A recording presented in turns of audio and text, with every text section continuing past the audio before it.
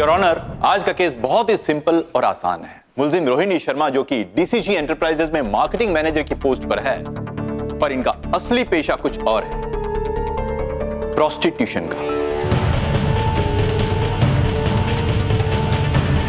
I am sorry to use this word but is the truth. इन्होंने नए तरीके से अपने पेशे को बढ़ावा दिया है। मॉडर्न टेक्नोलॉजी, अपने मार्केटिंग स्किल्स को इन्होंने कंपनी बिजनेस के लिए नहीं बल्कि पर्सनल बिजनेस के लिए यूज किया है। योर ऑनर, मेरे पास एक ऐसा सबूत है जिससे साफ जाहिर हो जाएगा कि ये कितनी होशियार है। She is really smart. अब मैं अपने पहले गवाह पुलिस इंस्पेक्टर मिस्टर कामत को बुलाना चाहूंगा।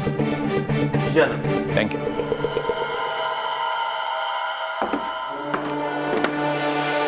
इंस्पेक्टर कामत, आप कोर्ट को यह बताएं कि रोहिणी जी को अरेस्ट करने के बाद सबसे पहले आपने क्या किया तहकीकात के रूप में? सगळ्यात पहिल्यांदा हमने इनके सेलफोन के रिकॉर्ड्स और कंप्यूटर चेक किए।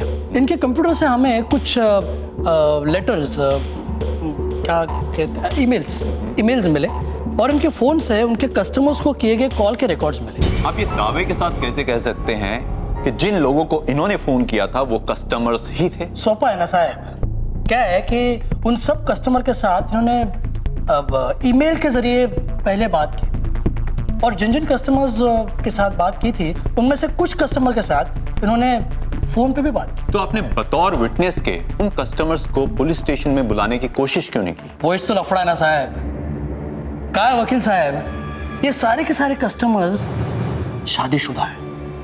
मैंने जब इंक्वायरी की तो सारे के सारे घबरा गए, मेरे पैर पे गिर गए, बोलने लगे कि हमें इस केस में फंसना नहीं है, उलझना नहीं है। और सर कुछ ने तो साफ साफ इनकार कर दिया। Do I need to say anything more? साफ जाहिर होता है कि रोहिणी शर्मा ने जिस्म फरोशी का धंधा इंटरनेट के जरिए फैलाया। It's a case of solicitation and engaging in prostitution. आप जा सकते हैं अभी। Thank you. योर ऑनर, हमेशा की तरह इस बार भी प्रोसिक्यूशन लॉयर ने बड़ी जानदार और शानदार तरीके से इस केस की शुरुआत की। केस शुरू होने से पहले ही खत्म करने की कोशिश करी, लेकिन मजेदार किस्से सुनाकर इस केस की सच्चाई को छुपाया नहीं जा सकता। योर ऑनर, मैं अदालत के सामने एक एफआईआर पेश करना चाहूंगा। ये एफआईआर इन्होंने मेरे क्लाइंट रोहिणी जी ने 3 मार्च 2004 को दर्ज करवाई थी अंधेरी वेस्ट पुलिस स्टेशन में। और ये कंप्लेन इसलिए थी क्योंकि इनके नाम से किसी ने फेक ईमेल आईडी बनाकर इंटरनेट पर अश्लील मैसेजेस भेजे थे। और कोर्ट को तो ये भी पता नहीं कि 3 दिन पहले रोहिणी जी अपने काम के सिलसिले में अपने बिजनेस क्लाइंट से मिलने गई थी और बिजनेस क्लाइंट ने इन पर सीधा रेप करने की कोशिश करी और पुलिस ने इस मामले में कोई तफ्तीश ही नहीं करी। इंटरनेट पर भेजे गए मेल्स और फोन के रिकॉर्ड से ये कह दिया कि मेरी क्लाइंट प्रोस्टिट्यूशन का बिजनेस करती है। इससे पुलिस की काबिलियत पर तो शक होता ही होता है, लेकिन यह सवाल भी उठता है कि पुलिस ने यह जानने की कोशिश क्यों नहीं करी कि फेक ईमेल आईडी किसने बनाई थी। योर ऑनर, इतना कुछ आपने सुना, एवरीथिंग इज सो क्लियर, कुछ भी और कहने की जरूरत नहीं है। He is just trying to play with words. जानता हूं कि आपके क्लाइंट है trying to save her, but order. मैं आप दोनों को हिदायत देता हूं कि अगली सुनवाई से पहले इंडियन पिनल कोड के तहत साइबर लॉज और उनके सेक्शंस के बारे में ठीक तरह से होमवर्क कर ले। आज जो भी बयान और सबूत सुने जाएंगे वो सारे साइबर से लॉ के दायरे में आते हैं, तो आप दोनों उन लॉज के बारे में जितना समझे, जितना जाने, उतना बेहतर होगा। दोनों वकील मेरे चेंबर में आए। Court is adjourn. मैं इस केस को पूरी तरह से रिव्यू करना चाहूंगा और तब तक मैं रोहिणी को बेल ग्रांट करने की इजाजत देता हूं। लेकिन योर ऑनर, मैंने बात खत्म नहीं की। बेल ग्रांट होने के बाद रोहिणी को हर 15 दिन पुलिस स्टेशन में जाकर हाजिरी देनी पड़ेगी और तहकीकात के हर मसले में उन्हें कॉपरेशन देना पड़ेगा। ये कोई टेररिस्ट नहीं है, हम टेररिस्ट की तरह उन्हें जेल में बंदी नहीं बना सकते। Bail is granted.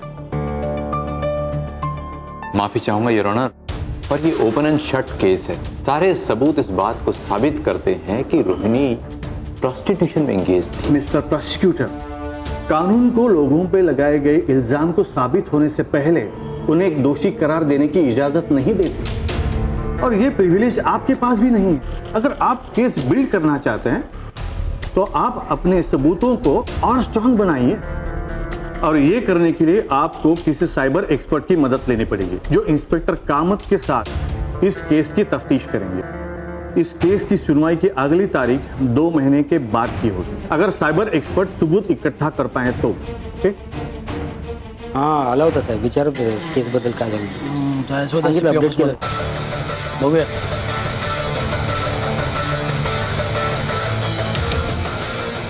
ओ भाऊ, काय धर्मशाला आहे? चलो उठ उठ उठ. अरे बघा. हो चलो.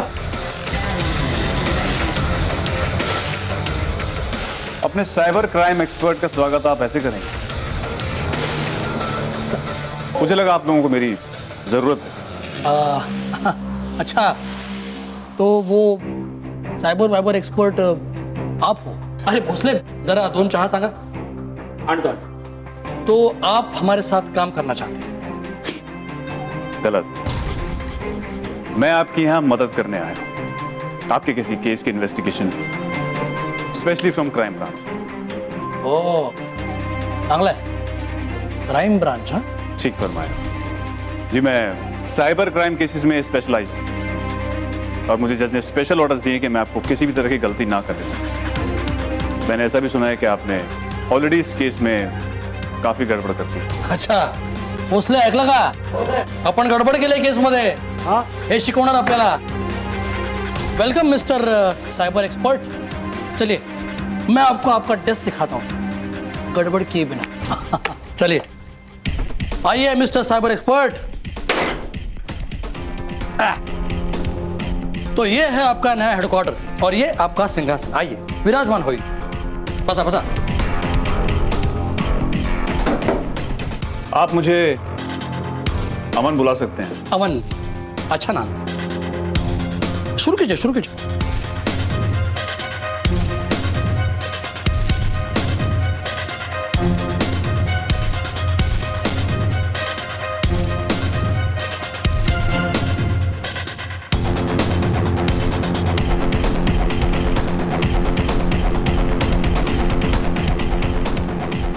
साहेब साहेब टेलिफोन. हाँ,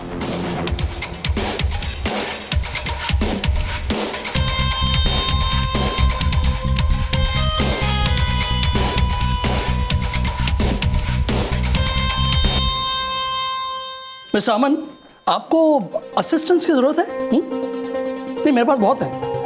देखिए, काय आहे? पिक्चर लावला इकडे. चला, चहा पाठवतो साहेब. देखिए ये फ़ोन नंबर्स की लिस्ट है, इन्हें चेक कीजिए. और रोहिणी ने जिन जिन कस्टमर्स को ईमेल्स किए हैं उनके साथ ये नंबर मैच कीजिए. चाय. जितने नंबर मैच होंगे ना, उतना ही हमारा केस मजबूत बनेगा. हाँ? देखिए, अगर आपको फोन नंबर्स इन्वेस्टिगेट करने हैं तो आप टेलीफोन डिपार्टमेंट में जाइए. ये मेरा काम नहीं है.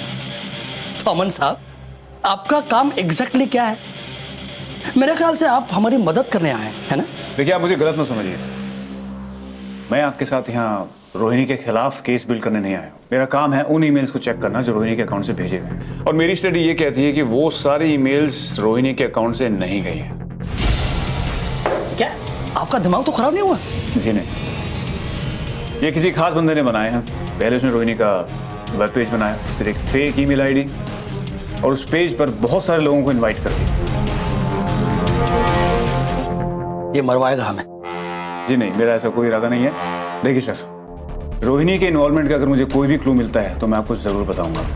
लेकिन अगर रोहिणी बेगुनाह है तो उसे भी साबित करने में मैं कोई कसर नहीं छोड़ूंगा. तू टेंशन मत ले, सब ठीक हो जाएगा. एक सेकंड.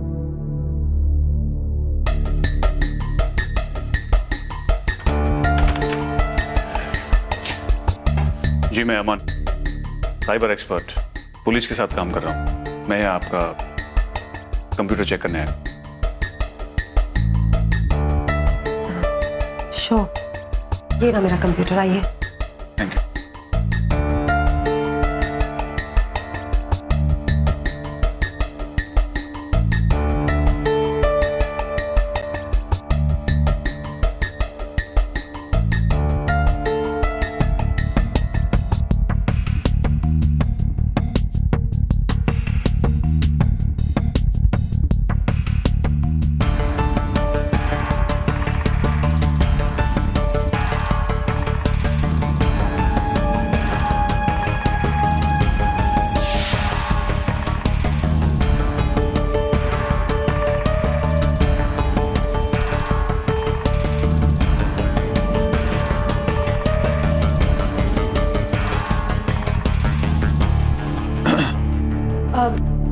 पानी चाहिए?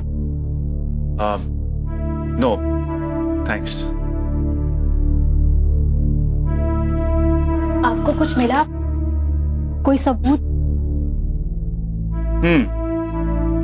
शुरुआती ईमेल्स आप ही के कंप्यूटर से गई हैं और शुरुआती फोन कॉल्स भी आप ही के फोन से गए और ये सारे ईमेल्स और फोन कॉल्स आपके मार्केटिंग मीटिंग के टाइमिंग से मैच करते हैं। ये आपके कुछ फोटोग्राफ्स लेंगे, इफ यू डोंट माइंड, वो कुछ रिवीलिंग होंगे क्योंकि वो पिक्चर्स हमें आपके वेब पेज से मैच करनी, प्लीज।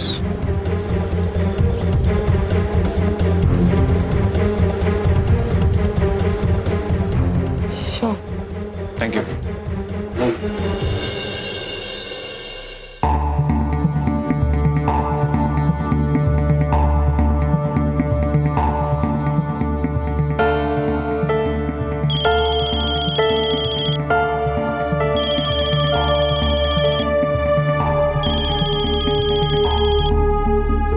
अच्छा हुआ तुमने फोन किया, पुलिस भी यहाँ पे है। मैं तुम्हारा नंबर अब पुलिस को दे देती हूँ। Sorry, wrong number. I think आपको ये फोन भी चेंज कर देना चाहिए। हाँ रोहिणी, ये ठीक कह रहे हैं। तुम एक काम करो, तुम ना मेरा नंबर यूज कर लो, इससे तुम्हें कोई परेशान नहीं करेगा।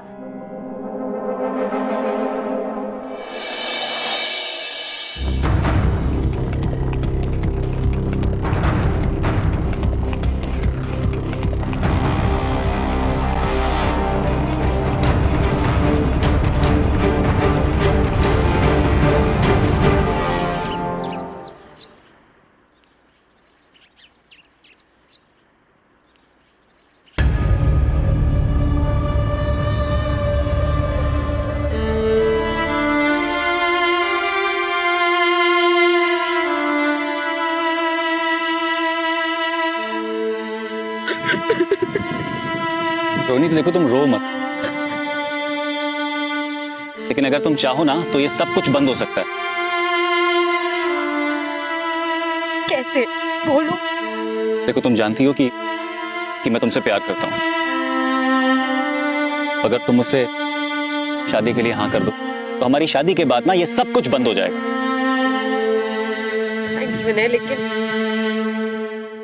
मैं अपनी प्रॉब्लम्स तुम्हारे सर नहीं डालना चाहती।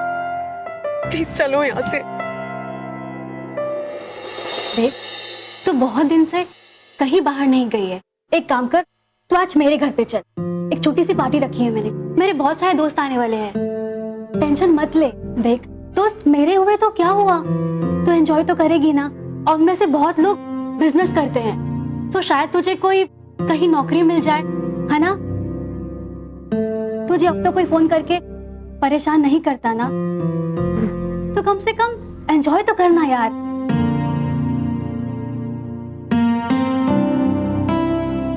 Thanks. Any time for you यार। एक सेकेंड। हेलो, आप रोहिणी बोल रहे हो? जी रोहिणी बोल रही हूँ।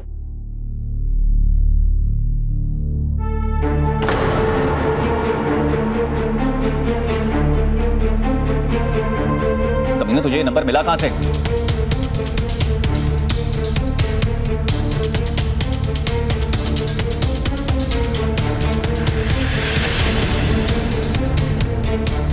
तुम्हारा नया नंबर भी वेब पेज पे आ गया है।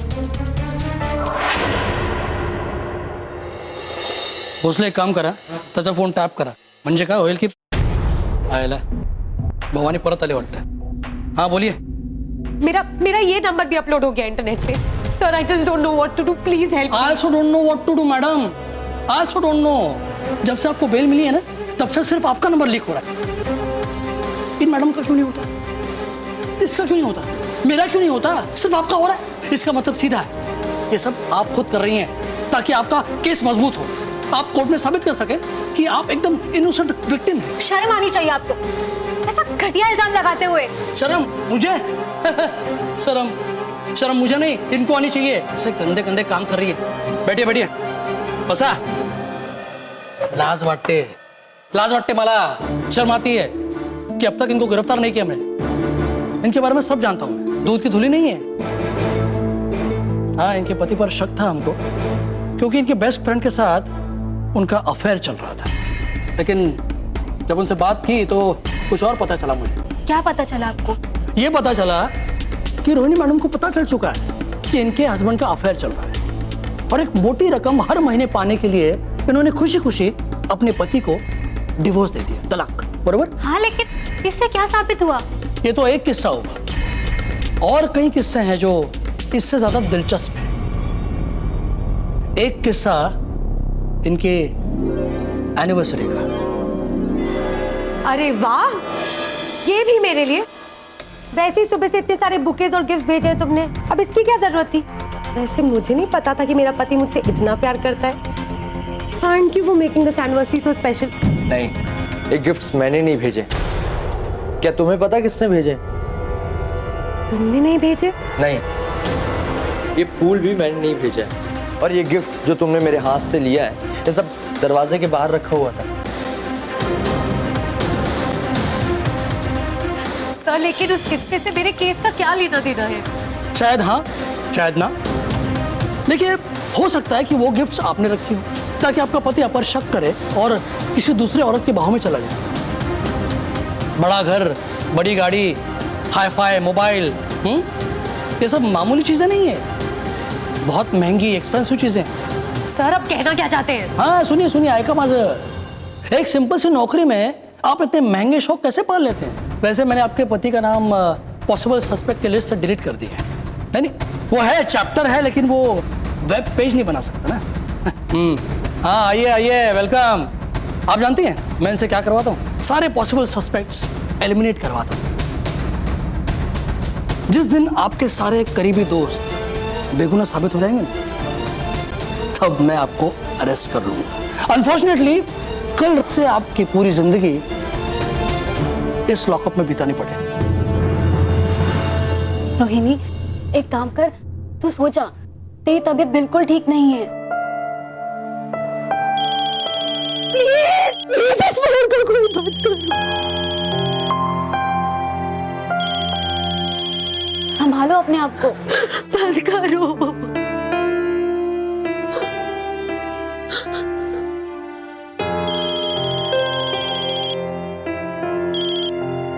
मुझे नींद की गोलियां ला के दो, मुझे सोना है। पता है, मुझे कभी कभी लगता है कि जैसे मैं अपने आप को कुछ कर लूं, खत्म कर लूं अपने आप को। तुम पागल हो गई हो क्या? तुम कब से ऐसी नेगेटिव बातें करने लगी? अगर किसी ने कहा कि तुम बुरी हो तो क्या तुम बुरी बन जाओगी? देखो, अगर तुम बुरा ना मानो ना, तो मेरे पास एक सॉल्यूशन है इस प्रॉब्लम का। विनय, मैं तुमसे शादी नहीं कर सकती, कैसे समझाओ तुम्हें? देखो, मैं वो बात नहीं कह रहा हूं कि जो भी कोई है जो तुम्हें परेशान कर रहा है ना, वो इसी शहर को बिलोंग करता है। अगर तुम कुछ दिनों के लिए ये शहर छोड़ के कहीं और शिफ्ट हो जाओ, तो हो सकता है वो तुम्हें परेशान करना बंद कर दे, तुम्हें भूल जाए। कहाँ जाऊंगी मैं? कहाँ जाऊं यहाँ से?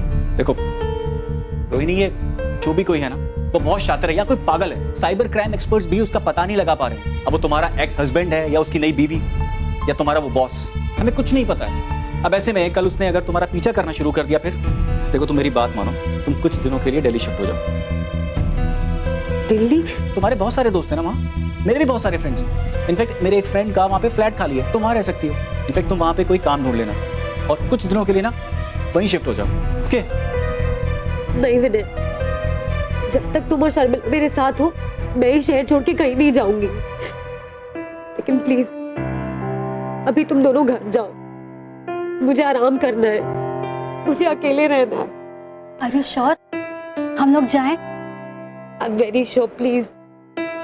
ठीक है, हम चलते हैं।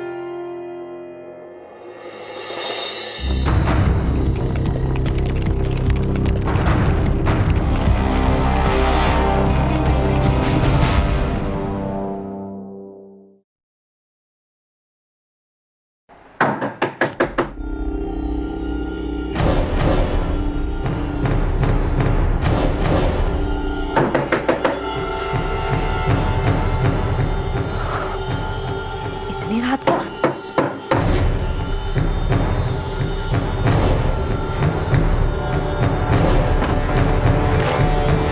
कौन है? कौन है? Madam, security! छोड़ो!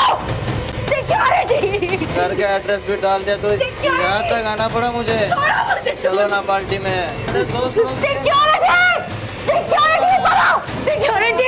चलो दोस्त भी लोग मेरे साथ में हैं मेरे।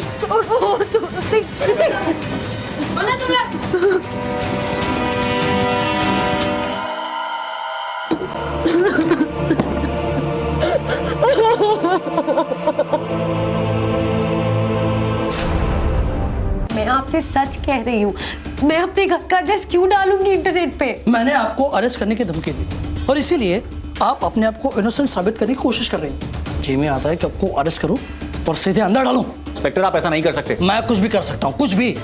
अमन, आई नो कि सिचुएशन में आप ही रोहिणी को बेकसूर साबित कर सकते हैं। Please help us. करेक्ट, ये काम रोहिणी का नहीं है। करेक्ट। अमन भाऊ जरा लक्ष्य दिया, बात को समझिए। इसने ठान ली ये किसी भी हद तक जाएगी और अपने आप को बेकसूर साबित करके रहेगी। माफ कीजिएगा, लेकिन कोई भी लड़की अपने ही घर का पता इंटरनेट पर डालकर अपने लिए मुसीबत मोल नहीं लेगी। वैसे भी आपकी फोटो देखिए जिसमें रोहिणी पार्टी के लिए बुला रही है, और अगर आप गौर फरमाएं तो ये जो इंटरनेट वाली पिक्चर है इसमें लड़की के पैर पर तिल नहीं है।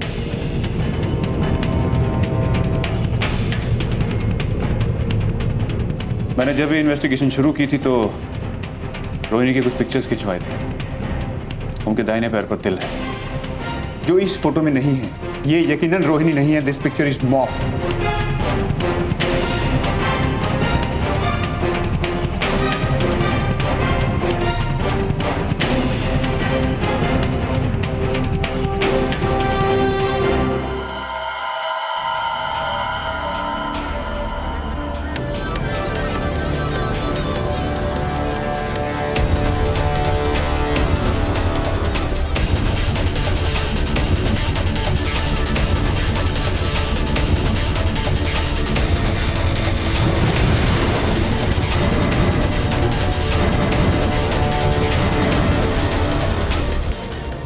जगेश जी, मैं हर 2 हफ्ते में आके हाजिरी देती रहूंगी पुलिस स्टेशन में।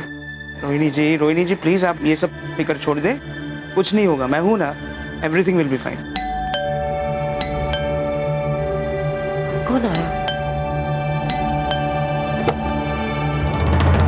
नमस्कार मैडम, नमस्कार। आइए सब। अरे यहाँ तो पूरी पलटन मौजूद है। बैग पैक करूं कुठे चालत मैडम? अरे हम केस सॉल्व करने के इतने नजदीक पहुंच गए और आप है कि हमें छोड़कर दूर भाग रही। Not fair, not fair. क्या बोले? बरोबर है सर। हाँ। आप क्या कह रहे हैं इंस्पेक्टर साहब? अब देखिए ना, आप यहाँ जा रही हैं और वहां आपका वो क्या मैडम बोलते थे ना, कंप्यूटर। नहीं, वेब पेज। आपका वेब पेज फुस करके गायब हो गया अचानक। जैसे उसे पता हो कि आप जा रही हैं ये शहर छोड़कर। अब आप कहेंगी कि सर मुझे इसमें से ये सब कुछ भी पता नहीं है। बरोबर बरोबर। सर मैं आपसे पहले भी कह चुकी हूँ कि मुझे इसके बारे में कुछ नहीं पता। आप प्लीज मुझे यहाँ से जाने दीजिए। आप कहीं नहीं जा सकते, स्पेशली इस डेवलपमेंट के बाद तो बिल्कुल नहीं। क्या हो कामत साहब, जाने दो ना इनको। अब ये कहाँ जाए, किससे मिलने जाए, क्यों जाए, ये सब आप क्यों पूछ रहे हैं? आप नहीं रोक सकते इन्हें। कामत साहब ये मुजरिम नहीं है। अरे जगेश भाई, आपको पूरा कायदा फिर से समझाना पड़ेगा मुझे। देखिए ये सस्पेक्ट है, सस्पेक्ट, और सस्पेक्ट को मैं हर हालत में, हर सूरत में रोक सकता हूं। मैडम आपका जाना कैंसिल। मिलते हैं अगले हफ्ते police station Bhosle. Sir madam से टिकट कैंसिल करा।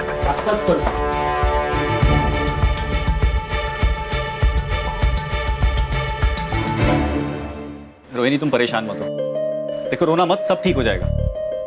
हाँ यार, कम से कम वो वेब पेज तो डिलीट हो गया।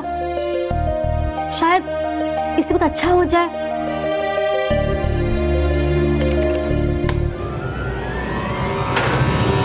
यस। क्या हुआ? एकदम खुशी दिखता है, बात क्या है? चलिए चलिए। कहाँ चलिए? अरे अब चलिए तो सही। एक लोकेशन ट्रेस हुआ है और यही वो जगह है जहां से सारे वेब पेजेस लोड हुए।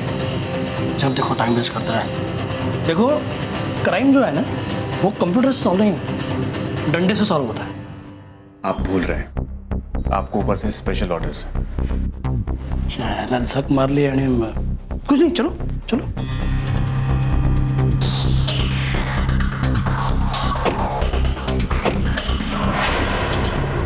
अरे अमन भाऊ, कम से कम ये तो बताओ कि हम जा कहाँ रहे हैं। समझाता हूँ। रोहिणी के बारे में लिखे गए सारे ईमेल्स मैंने पढ़ने शुरू किए, तो उन हजारों ईमेल्स में से कुछ ईमेल्स ऐसे मिले जो उसकी निजी जिंदगी के बारे में बहुत कुछ बता रहे थे। जैसे उसे क्या खाना पसंद है, उसे कौन सा रंग पसंद है। तो मुझे लगा कि ये सब उसका कोई करीबी कर रहा है। और जैसे रोहिणी के नंबर बदलते, वो नए नंबर्स नए वेब पेज पर अपलोड हो जाते। और जब रोहिणी ने अपना नंबर यूज़ करना बंद किया तो उसका लैंडलाइन भी अपलोड हो गया। उसके बाद उसका एड्रेस, मानो कोई उसे डराना चाहता हो, उसे बहुत कड़ी सजा देना चाहता हो। फिर मैंने उन लोगों की तहकीकात करनी शुरू की जो रोहिणी के साथ जिस्मानी रिश्ता रखने का दावा करते थे। उससे मुझे 3 ईमेल आइडेंटिटीज ऐसी मिली जो एक ही आईपी एड्रेस से भेजी जा रही थी। आईपी एड्रेस मतलब क्या?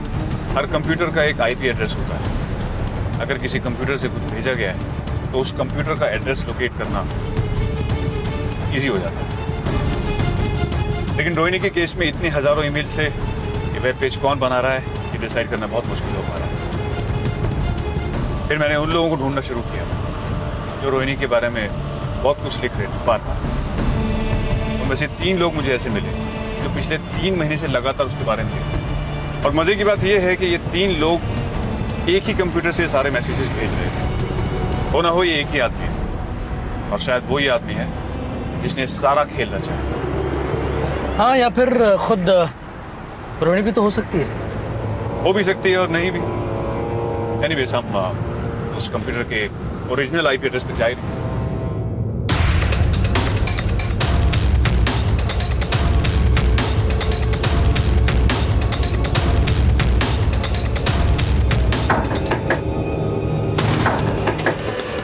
अरे क्या हुआ, क्या बात है?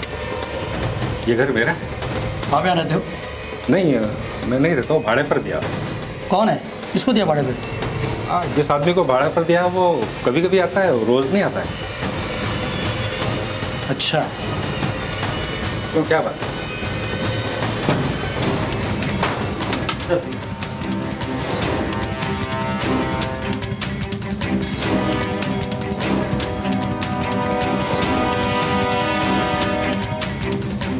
देखो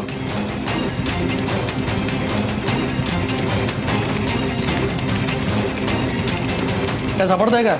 मिला कुछ? 1 मिनट, ये देखो उसका हिडन फोल्डर। Hidden folder?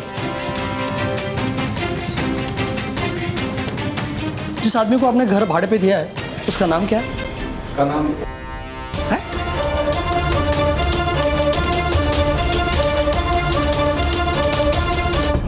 विनय, मैं बहुत खुश हूँ, कम से कम वो स्टूपिड फोन कॉल्स तो आना बंद हुए मुझे। हाँ, और जगेश जी भी कह रहे थे कि प्रोसिक्यूशन का केस ना सिर्फ सर्कमस्टेंशियल एविडेंसेस पे बेस्ड है, बहुत जल्द खारिज हो जाएगा और उसके बाद तुम्हें तुम्हारी पुरानी नॉर्मल लाइफ वापस मिल जाएगी।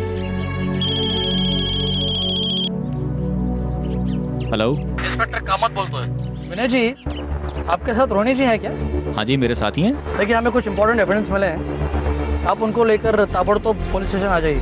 ओके, चलो पुलिस स्टेशन जाना होगा। इंस्पेक्टर का फोन था, उसको कुछ एविडेंसेस मिले हैं। Let's go. क्या हुआ इंस्पेक्टर साहब, आपने मुझे इतनी अर्जेंटली क्यों बुलाया यहाँ पे? हमको मालूम पड़ गया है कि ये कांड किसने किया है। किसने? वो बताने की गरज नहीं है अभी। देखिए इंस्पेक्टर, आप इस तरीके से बार बार रोहिणी को परेशान नहीं कर सकते, और एक और बार आपने ऐसी कोशिश की तो मैं आपको ह्यूमन राइट्स वायोलेशन के केस में सू करूंगा। क्या क्या क्या क्या? ह्यूमन राइट्स वायोलेशन मतलब? ह्यूमन राइट्स वायोलेशन धमकी देता मुझे? मुझे ऐसे वायलेट करूंगा ना, धमकी देने के लायक नहीं बचेगा, समझा? और तुझे तो ऐसा सबक सिखाऊंगा मैं कि तू तो क्या, इसके बाद कोई भी औरत इस धंधे में नहीं घुसेगी। इंस्पेक्टर, धंधे वाली नहीं है ये, एक शरीफ लड़की है। ओ, माफ कर देना, शरीफ औरत है। ओके, 1 मिनट ना, पहुंच ले। सर, ये सब क्या हो रहा है? 1 मिनट, पता चल जाएगा, थोड़ा सा इंतजार। हाँ ठेवा थे, ठेवा। रोहिणी मैडम, हमें ये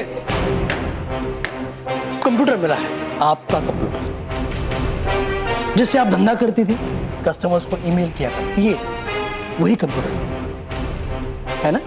सर ये मेरा कंप्यूटर है ही नहीं, मैंने आज से पहले से कभी देखा ही नहीं है।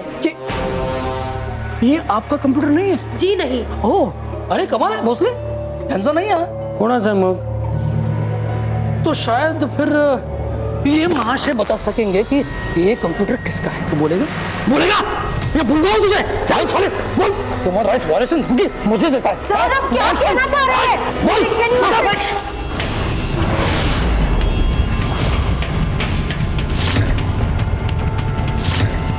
अगर पहली दफा में तूने हाँ कर दी होती ना,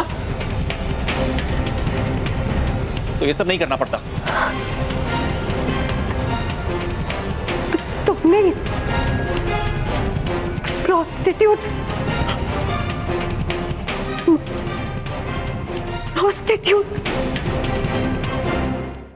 हाँ, मैंने ही रोहिणी को जाल में फंसाया। जब मैंने पहली बार इसको शादी के लिए प्रपोज किया तो इसने मना कर दिया। मैं तो जैसे टूट गया। उसके बाद मैंने इसकी शादी में फूट डालने की कोशिश की, इसको अलग अलग नाम से तोहफे भेजे, इसके पति को भी, ताकि इन दोनों को एक दूसरे पे शक हो। और वही हुआ। जब इन दोनों के अलग होने के बाद मैंने फिर से इससे शादी की बात की तो इसने फिर मना कर दिया, जैसे मैं तो कुछ था ही नहीं। उसके बाद मैंने ये कसम खाई कि तुम्हें यह जता के रहूंगा कि मुझसे बेहतर इंसान इस दुनिया में तुम्हें कोई दूसरा नहीं मिल सकता। और इसी के कंप्यूटर से वेब पेजेस बना के इंटरनेट पे लोड कर दिए। और एक दिन इसका मोबाइल चुरा के एक वैश्या से मैंने बहुत से लोगों की बात कराई।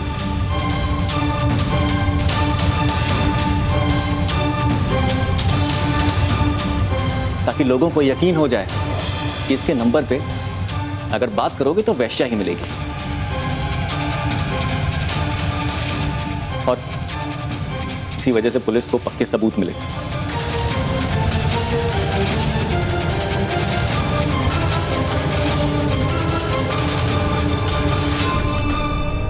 कोर्ट ने विनय को दोषी ठहराते हुए section 469 forgery and harming reputation, 509 insult to the modesty of a woman, IPC और section 67 IT act 2000 publishing and transmitting obscene material in electronic form के तहत 3 साल की कड़ी सजा सुनाई और 5,000 रुपए जुर्माना भरने का निर्देश दिया तथा रोहिणी को दोषी ना पाते हुए उन पे लगे सारे आरोप खारिज कर दिए।